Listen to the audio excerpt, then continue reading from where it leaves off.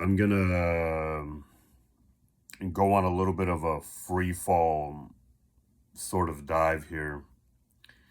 I'm not gonna rehearse this, which, by the way, I don't tend to do when I post stuff. I might do a little bit of rummaging through my head, but most of what I say is what you might call free form, right? I don't tend to make some kind of a layout and follow it or write anything. I mean, if that wasn't clear, just putting that out there. Um, I try to be authentic. I make an effort. We're all human and we're all imperfect, but I try to be authentic. That's what I'm going to do right now. I don't know why I felt the need to say that. I guess it's because I'm not sure where this is going, and I don't mean to offend anybody, but I mean, if it happens, I hope it doesn't. I'm gonna post whatever comes out of this. Um, I mentioned, or I suppose, um, more specifically, I might get a little bit political. For me, getting political is actually not what most people would define as getting political. Um, I really don't want to dive into this, but today's world is I'm tempted to call it almost a sort of tire fire, um, almost a trash fire, garbage dump of sorts, in terms of how political it is. Yeah, I said I wasn't going to try to offend anybody, or was going to try not to offend anybody. I apologize. I'm speaking about the world at large. Um, when I say getting political, that's really all I mean is I'm going to mention politics and maybe give a cursory glance as an outside spectator because I'm not really the most active participant, for my own reasons, good or bad. Um,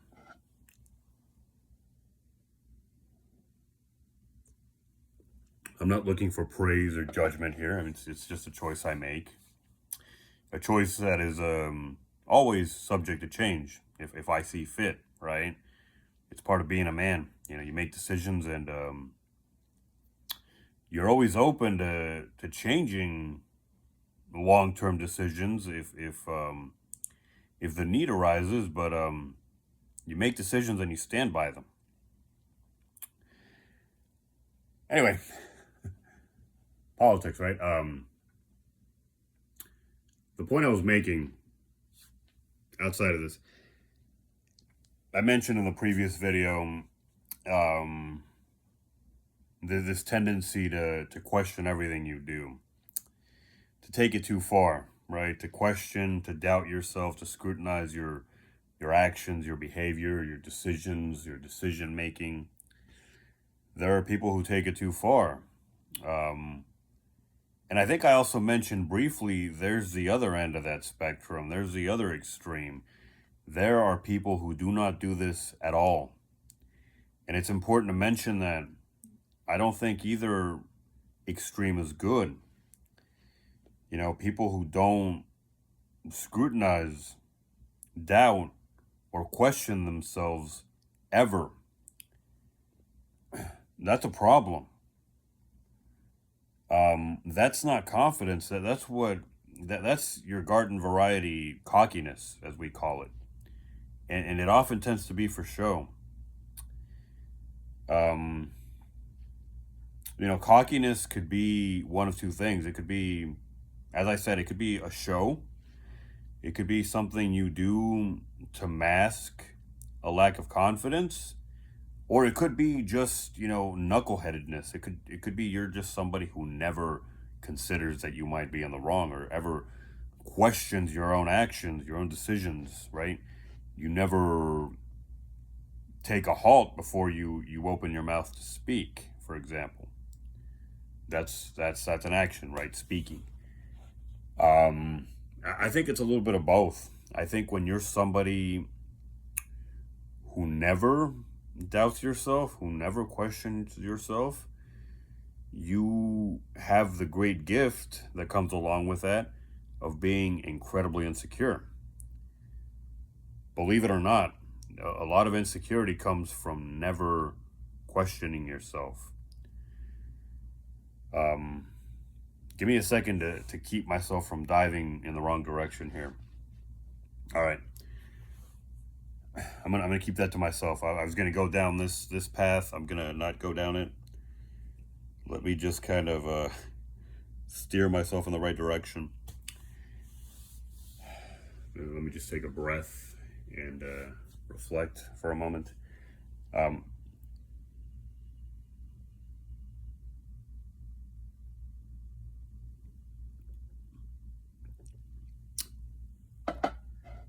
Okay, so the point I was, and there was a general guideline that I set for myself before I made this video.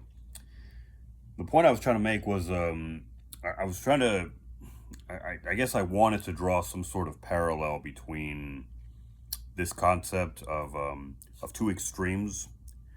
Those of us who question ourselves too much, and those of us who don't do it at all, or not enough. We all do it, but there are those of us who do so little of it, it's dangerously close to just not happening, right? And that's a problem.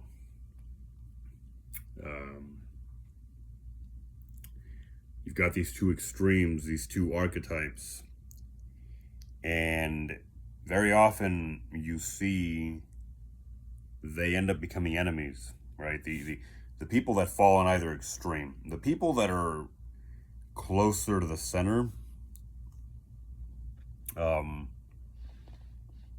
can find a way to connect, right? The people that are very close to the center can very easily mend fences, and they can see through differences, right? They can be the peacemakers. The people that are further out, not so much. The people that are on the extremes can't even fathom this idea. These are the people that kill for their ideologies on either side. And you see, I'm skirting with the concept of politics without really mentioning it, because really you don't even have to mention it outright. Everything in life seems to devolve into politics in some way. And often I think the political arena just becomes a playing field for people who have nothing better to do with their time. People who just need enemies to make. The people on the extremes, the loudest individuals in the room. They're not really interested in the political process. They're just interested in being heard, I suppose, for the sake of being heard. And they're just interested in being part of a conflict. Conflict for conflict's sake is not, well, it's not good. There are times in life when conflict is unavoidable. One must do all one can to avoid conflict, but one has to be accepting of the fact that it's part of life, and it will happen. That doesn't mean that you go out and you look for it. That's ridiculous. That's well, you're gonna be caught with what in your hands when you do find it, because you're gonna realize it's not what you thought it was. Those of us who actively seek conflict don't really know what conflict is. We've never faced it. We've never seen the consequences on either end. Because as we know, there's no winner in a conflict. When it's taken to an extreme, with very few exceptions, one side is going to end up in the morgue. I'm not going to mention the hospital. That's what happens when you get off easy. One side is going to end up in the morgue, and one side is going to end up in a, what is it, a 4x6, 6x, one side is going to end up inside a jail cell sooner or later. I'm not going to unwrap that one. I mean, doesn't always happen, but I mean, that's the general pathway for people who choose that kind of life. You get one or the other eventually. And eventually, you know, everybody runs out of luck, and well, we all die. I mean, yeah. Regardless of your choices in life, we're all gonna end up at that end point. But now I'm drifting way off topic. I've yet to mention politics, as I was intending to. You know, the people who don't question themselves at all end up becoming the bullies in life. The people who question themselves too much end up being bullied until they have the courage to, well, to not let it keep happening, whatever that means.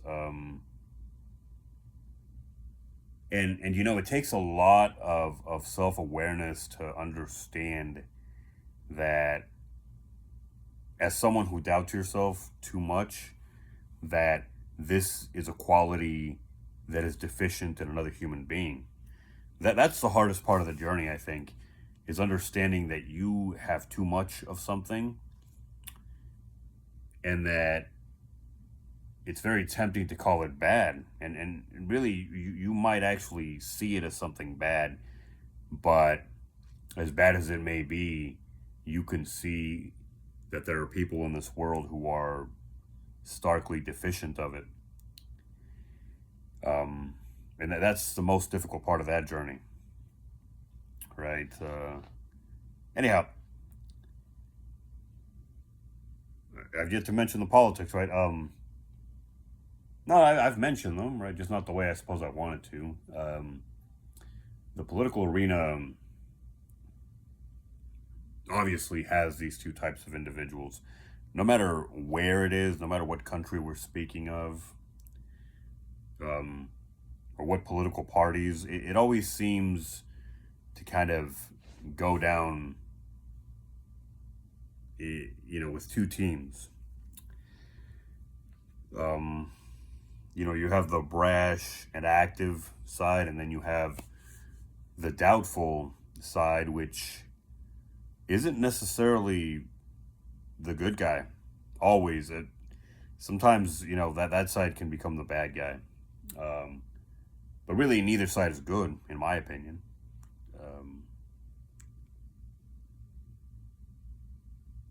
This gets messy, you know. For me right now, you know, talking about this, it's messy. I don't know if there are good guys in politics, you know, either extreme, the people that are in the middle, that are on the fence. I think you have to take a stand. I think you have to stand for something. But I think people become extremists when they don't stand for something. They stand for nothing, and then they have to sort of take that charge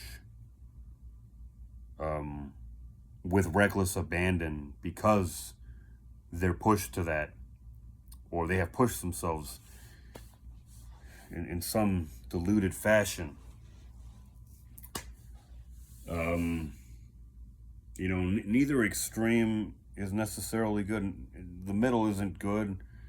I think you take a stand, and you have to be open-minded. You have to be open to the fact that sometimes your side is going to be right, and sometimes your side is going to be less right. And you know what? You will have to put your big boy pants on eventually, from time to time, and recognize that your side might be wrong. Your side might be very wrong, and you have to call them out for it. That's politics, and that's proper politics, you know. When you take extremism, you're not really standing for anything. if you think your side is unfailing and can never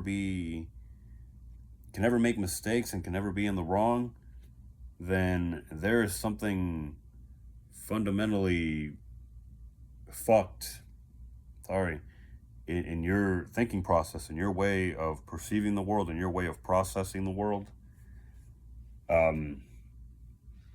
Politics, right? Let me try to wrap this up and make the point, which I mean, I think I've been making in a roundabout way that I wanted to make.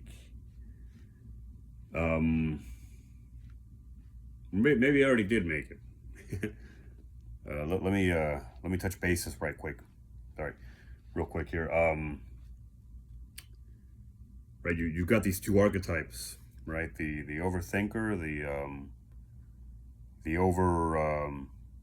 the overly self-critical, and then you've got the underly self-critical, the never self-critical.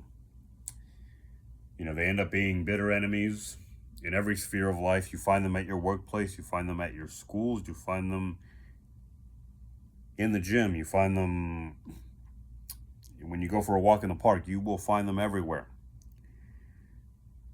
The extremists, they're going to crawl their way into politics. They're going to insert themselves into politics when they don't really care about politics, when they don't really care about the goals, about the purpose of politics. They just want a fight. And you got to be careful with these people. But really, more than anything, and I'll wrap it up here, you have to understand that politics is no place for these individuals. It's no place for extremists. They can never be weeded out, but, you know, I'll wrap it up on this note. I suppose the two extremists that most readily come to mind in terms of politics, you know, in terms of the left and the right, would have to be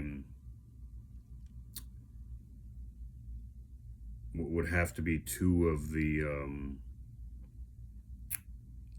main rivals in the Second World War, which would be the Germans and the Russians. There were many involved in that war, but those two, I'd have to say that's where two ideologies came head to head. Everybody else involved, really, I mean, it's a complicated war. I don't think I want to dissect it too much, but some countries got dragged into the war. Some countries were the victims of vengeance. Some countries were enacting vengeance. As far as the Russians and the Germans are concerned, they began as allies, and then there was some sort of betrayal. But really, the two were shaking hands, with one hand having a finger crossed and holding a knife, you know, behind his back, you know, with the other hand. You know, it was a bullshit. It was a bullshit truce slash or alliance, whatever it was. I mean, these two were destined to be bitter enemies. Communism is at the extreme end of the spectrum, right? At one end, I always like to see it as democracy slash liberalism on steroids. I mean, you know, democracy will always aim to have rule in the hands of the people, right? That mob rule that you saw in the French Revolution that rose up against monarchy. Democracy will attempt to put rule in the hands of the people. Sorry, give me a moment to. I'm stumbling here. I just got to take a breath and make it through this home stretch. democracy will attempt to put rule in the hands of the people, but there's an understanding that you have to have figureheads, and you have to have checks and balances and what have you. Communism just wants mob rule, hands down. And as we've seen, communist societies always end up with a dictator because you're rocking the boat too much. You want something that is far too chaotic. You want everybody to have a say. You want everybody to own all the property. And it just doesn't work. Not with human beings. There will be conflict, and somebody will have to step in, put their foot down, and kick some skulls around, unfortunately. And it will be brutal.